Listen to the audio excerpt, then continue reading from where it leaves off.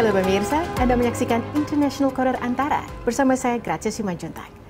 Kali ini saya sudah bersama dengan Duta Besar India untuk Indonesia, His Excellency Mr. Manoj Kumar Bharti. Ambassador, in this third segment, we will go deeper into the G20. We'll talk about we're still talking about Indonesia's presidency, G20 presidency, but specifically on the three prioritized issues, namely inclusive global health architecture, digital transformation, and transition to renewable energy. In terms of the issue of global health recovery, how is India's opinion on vaccine distribution equality? In the current situation, I think this is one of the biggest priority, not only for India, Indonesia, or G20 countries, but also for the entire world. The availability and accessibility of affordable vaccines will play a pivotal role in global health recovery. India has always supported the need for equality in global health standards. India has also supported vaccine distribution equality and equity. There is already a huge gap in the vaccine distribution and availability among various nations. There are countries in the world where vaccination level is hardly at 1% or so, while many developed countries and other countries have achieved more than 95% of vaccination. Many developing countries have not yet been able to vaccine their population, as we can see. We believe that discussions on the policies related to access, distribution, and availability will be greatly benefited with core focus on vaccine equity. As the pharmacy of the world, as I mentioned earlier, India continues to play its role to strengthen international efforts to fight the pandemic and assist developing countries, emphasizing vaccine equity and equitable access. To do its part in ensuring a stronger and equitable global recovery, India has supplied more than 170 million doses to 98 countries till the end of March 2022. These vaccine supplies cover the grants, commercial, and COVAX initiatives. India will produce 5 billion vaccine doses this year, that is 2022, to strengthen international efforts to fight the pandemic and assist the developing world. This reinforces India's support and commitment to the cause of global vaccine distribution equity. That is one of the reasons why India is strongly in support of this main pillar of Indonesia's G20 presidency. All right. Next, regarding the issue of digital transformation, how important do you see this issue, and what are India's main concerns on the transformation? Digital economy today signifies to the world what it takes for enhancing GDP. It is a way to leapfrog. You know, a large number of countries have missed Industrial Revolution 3, Industrial Revolution even 2. If we can provide them with this digital technology, they can leapfrog from their present state of industry to the Industry 4 level. That is why it is very, very important for especially the developing world. The scope and coverage of digital transformation is far-reaching. The issue of digital transformation has assumed even more significance during the current pandemic times. In respect of India, I would like to give you some figures. India now has the world's largest digital identity system called Aadhaar. You can imagine we have 1.4 billion people, and they are almost 70% of that population is covered by Aadhaar.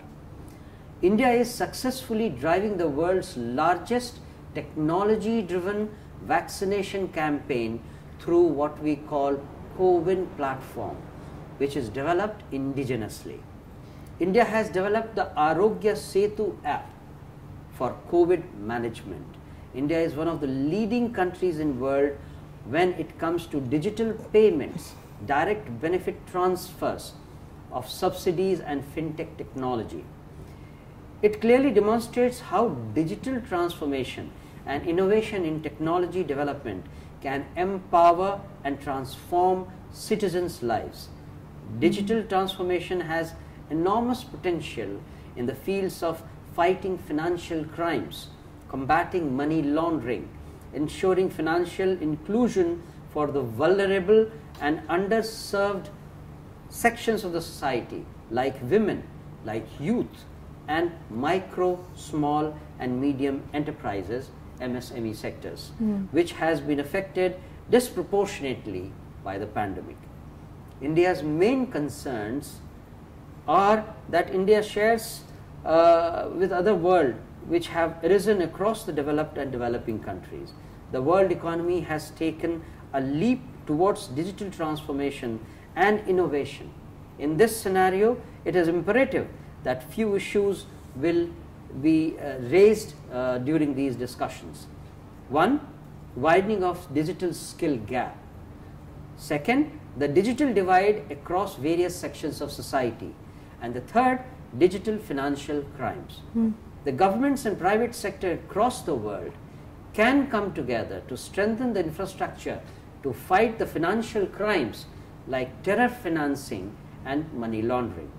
There is a need to ensure the development of cost-efficient digital infrastructure and make sure that the benefits of digital transformation are shared across countries and sections in a society.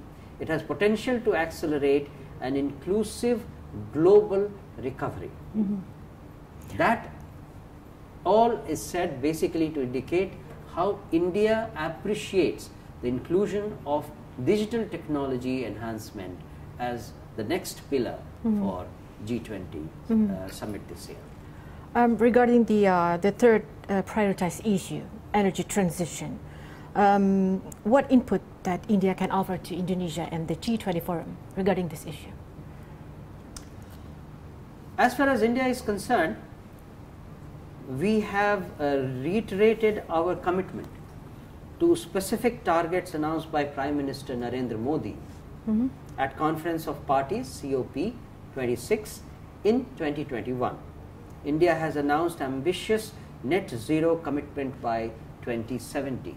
You can imagine, for a country as diverse and as below the world standards in terms of per capita GDP, this is a very ambitious target. But we are committed to reduce our carbon footprint to zero by 2070. At the 76th UN General Assembly in April this year, India has called for an increased focus on consumption patterns, technology transfer and circular economy. India will continue to work towards promoting sustainable lifestyles, sustainable energy transitions, climate finance and technology, progress towards SDGs, supply chain resilience, eliminating plastic waste, disaster risk reduction.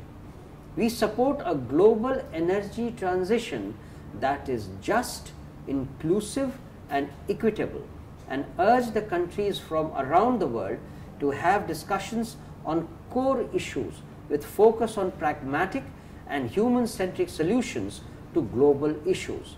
I think Indonesia has already incorporated most of these ideas while discussing these issues, but I am sure many of these concepts will crystallize during discussions and other meetings, various meetings that we have towards the summit.